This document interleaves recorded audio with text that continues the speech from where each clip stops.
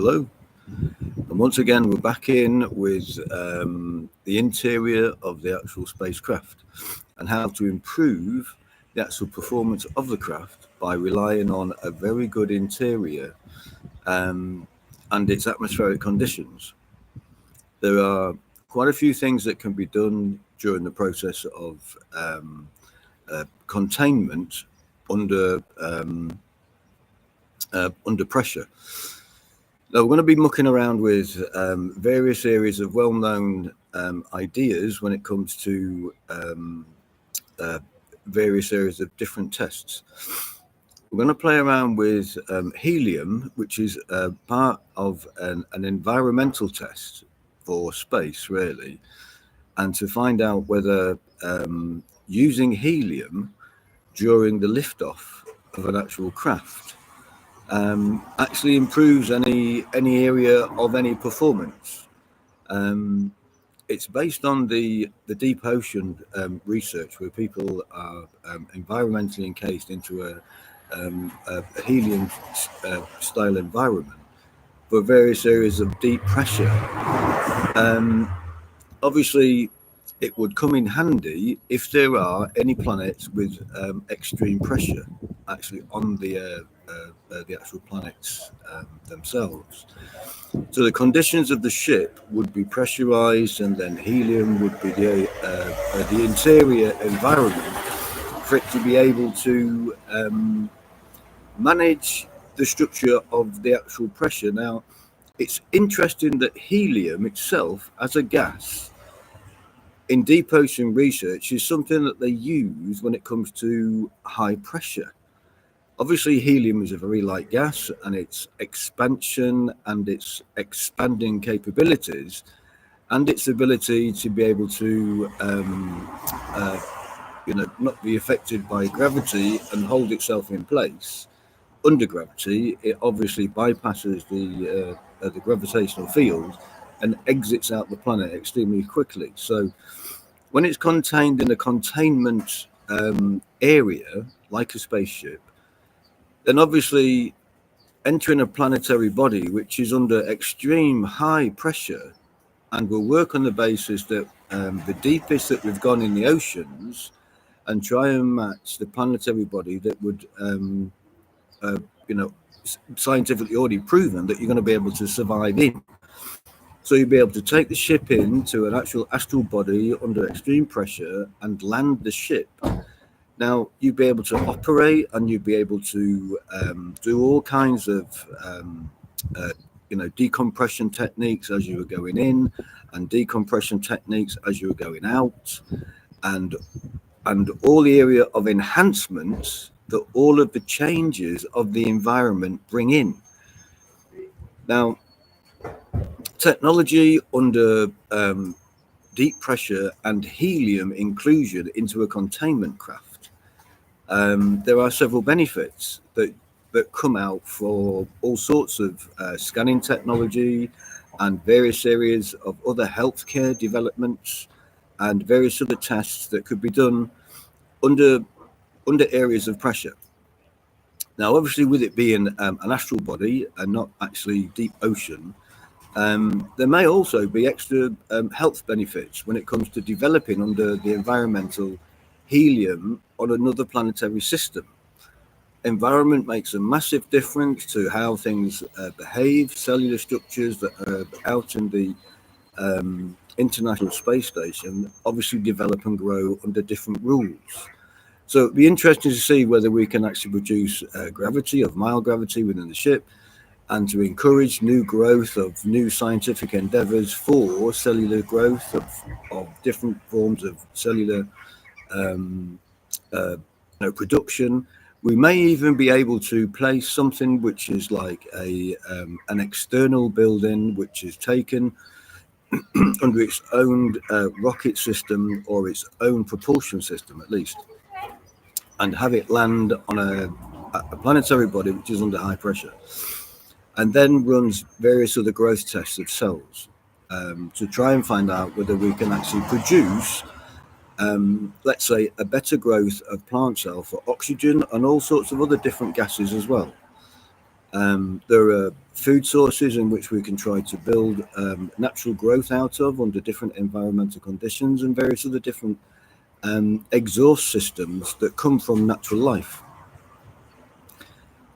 Excuse me. All of it would be quite a would be quite a benefit, not only to healthcare but also to interior spaceship development, especially if we can get the correct oxygenation style of natural life growth for various areas of scrubbing atmosphere. I mean, we do know that crystal technology and its development of producing water and oxygen under high resolution, that has already been proven by other technology. The fact that it's being built and basically put together would mean that it automatically falls into that high resolution area of producing water and you know producing water and oxygen as well. Excuse me. That's obviously Slim, I should imagine, down in the south of England, tampering human brain project working. But anyway, we are live, so I'm sure she'll be doing the doolallys, or at least going to lawyers or various areas of different judges. It's a separate subject, I must admit, but even though the rest of the world needs to understand that this is a reality on my island, brain damage and brain tampering is something that goes on a regular basis. People behind their own borders need to be careful relating to what goes on and what comes out of the West. The West isn't safe anymore, nor is it full of non-cannibals. It's full of European cannibals and Austrian managerial management systems. And it's definitely a Hitler-style European Reich structure. They never lost the war. They only were put back for a little while and they've become strong again. If you do know and understand as military and as politicals in other countries, Europe, you really do need to be careful with.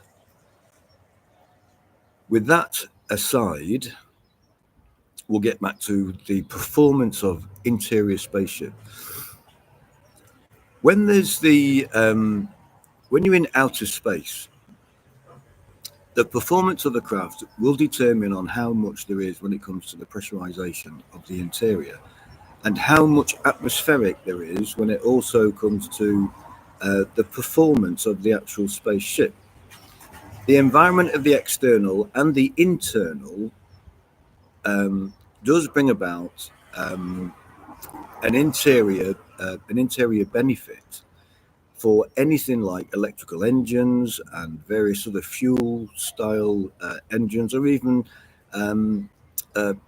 propulsion which is just through compression of environment and then ejected. All of that can be put together, and of course the ecology side of life also kicks in, especially when you're going to be pressurizing an environment and then injecting it out into space. Now, they'll definitely be able to cope with it because the planetary structures that have oxygen and various other, it's just exhausting all of its materials out into its solar system anyway. So I should imagine the actual possible effects are going to be minimal. But also as well, we're going to need to look out for other planetary bodies of other planetary systems that may not be affected and might be too far out into the solar system to be too affected. So if there's a craft that is environmental and exhausting, then all these concerns need to be put together in all sorts of new rules and regulations on what you're going to do when you arrive at a long distance planetary body. And science and scientists need to be definitely in the world of ecological balance, and to try and bring about a minimum impact effect that you will probably have when you get out into the solar system. Another option is to contain it all together and have zero exhaust of anything that comes out of the ship, and you just take it with you and take it back with you when you arrive back on Earth, or whether it's an installation that's hovering around in the solar system as a as a base for extraplanetary interventions. So there are other things as well which you can also consider when it comes to electrical engines and how they actually perform with the environment that can be created as a single environment around the engine itself. Now, to build the relevant environment around the electrical engine, and to understand that electrical fields and all the rest of the effects that electrical fields can have in its environment, and also the magnetic fields which I would be working with when it comes to high rotation of electrical engines under electromagnetic rotation system and at high speed, is also something that we've not actually done when it comes to space. So the first few tests when it comes to the engines and the performances of these engines, it will be the environment in which the engine actually actually lives in. So all these known scientific bits of knowledge will help build the next set of electrical engines, which will increase in performance and increase in its ability to be able to function under long-term use, which is really the aim and the goal, to be able to keep them for as long as you can without actually having to either have them repaired or even changed, or longevity of product is paramount. So we are getting very close, not only for the interior of new computing, but we are getting very close with shell technology. I'm going to go into a little bit whilst we're live relating to the shell technology development. We are in molecular structural builds of putting together not just a shell, but also a full-blown interior computer system, which is included into the shell itself.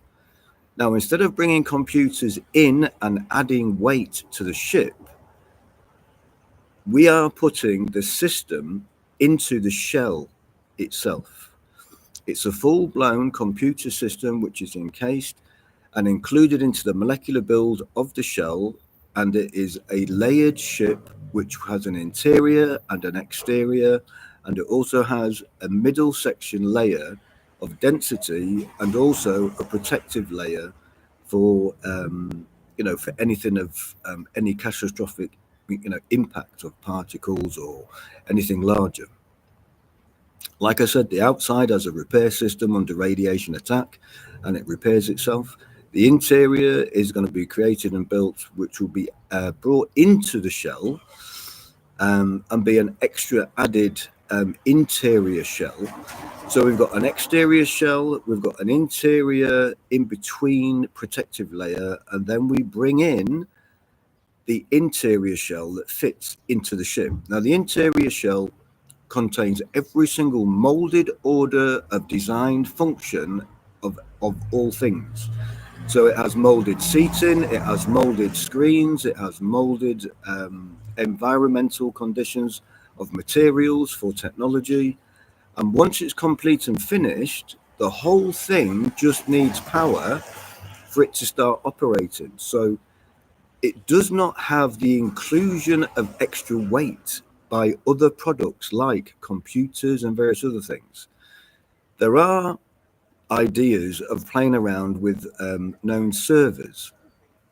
These may be brought in as extra. So we're going to have to add that to the weight of the shell of the ship and the overall ship itself.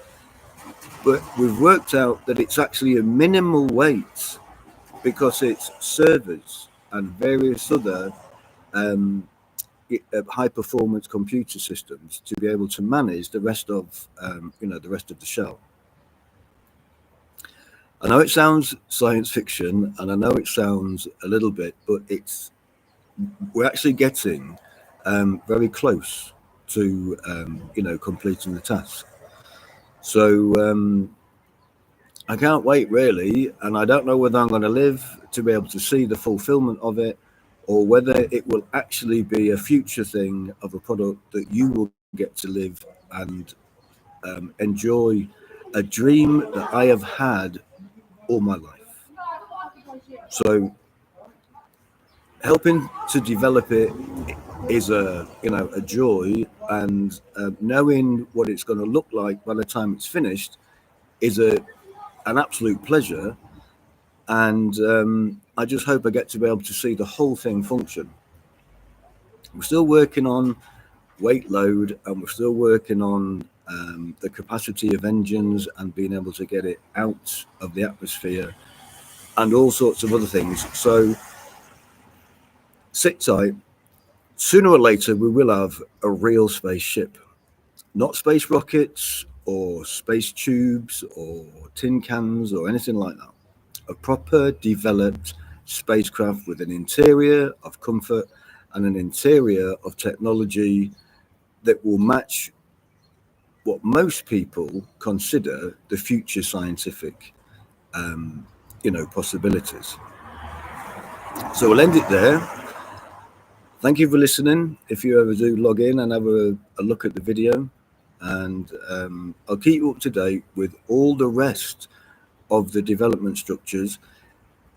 There is something which we do fight against, and I will put this over the air. Like we spoke about earlier of Europe and the onslaught of the cannibals of Europe and the depletion of populations from nations, peoples, countries in Europe does affect the structure of a lot of this work. I don't know whether it would have been completed sooner without their interference, and I don't know whether it would have been completed, completed any faster or quicker. So I want all the non-cannibals of the European shelf, hopefully, to have a bit of hope and dream for the future, as I am, and all the other cannibals and the depletion of the annihilation of the rest of the population actually get dealt with appropriately enough. I've done my job and my task for all the non-cannibals, and I'm still at that. And we still do as much as we can to try and eradicate the threat that is in the whole of Europe and on my island. So thank you for listening, and we'll speak to you again.